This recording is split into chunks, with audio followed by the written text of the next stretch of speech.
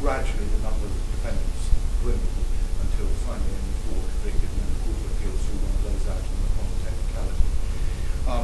The other, and I became very, very interested in just how difficult it is to become a convicted child abuser on criminal standard law. It's astonishingly difficult. I mean, one other case where the child was made to give evidence 3 times because somebody was ill on the jury, then somebody said she found the thing too upsetting.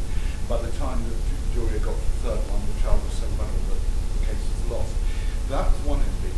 The other end of it was that I became deeply concerned that not enough children were being adopted. And I'm one of the guilty people who I can actually press specifically the targets, but I exposed the fact that around the country, we had some areas where lots of children were being adopted. Adopted children have very good outcomes compared to children left in the care system.